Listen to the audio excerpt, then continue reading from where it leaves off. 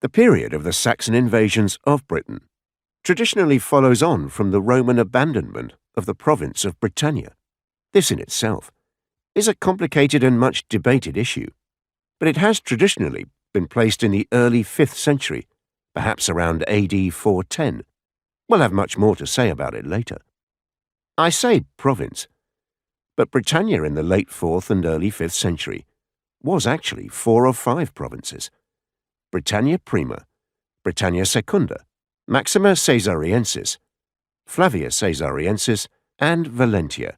This last province was created in the 360s.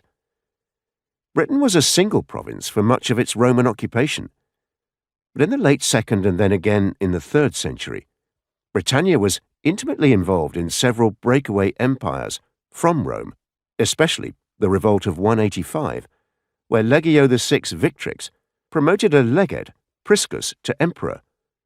This was suppressed by Pertinax.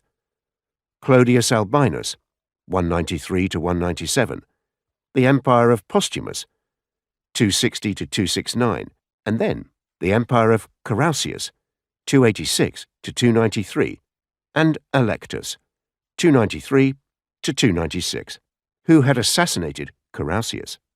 These 3rd century revolts were part of the empire-wide disruptions, which were once collectively known as the 3rd century crisis.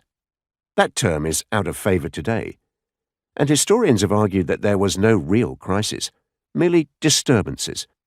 After the stability of the good emperors, Trajan, 98 to 117, Hadrian, 117 to 138, Antoninus Pius, 138 to 161, and Marcus Aurelius, 161 to 180.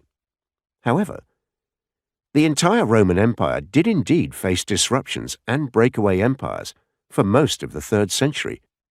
Britain was always an attractive partner for any breakaway empire, because it had a garrison of 3 legions who could provide troops for any usurper. It was also on the edge of the empire, across a sea, and far away from any response.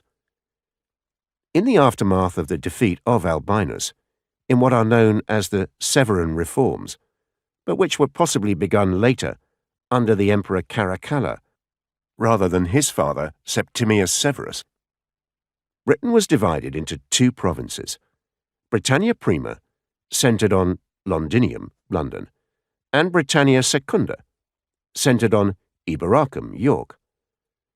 These reforms either date to circa 197 or, under Caracalla, to circa 212 to 217. Caracalla is regarded as one of the great bad emperors of Roman history, and many scholars have been unwilling to credit him with reforms of any value. This is peculiar, since it was under Caracalla that the Constitutio Antoniniana was passed, probably in 212. A law granting Roman citizenship to all free inhabitants of the empire. Several of our sources refuse to credit him with this reform at all, and others interpret it as a cynical ploy by him to raise more tax revenue. This law had important ramifications for late Roman Britain. It is therefore entirely possible that Caracalla split the province of Britain into 2, probably as a measure arising from their siding with Clodius Albinus. A split Britain would be less likely to support a usurper, or at least that may have been the thinking. The actual boundary between these 2 provinces, and also those of the later divisions of the British provinces into 4 and then 5, remains unclear. You will find several maps which show the boundaries between these provinces, but they are all highly speculative.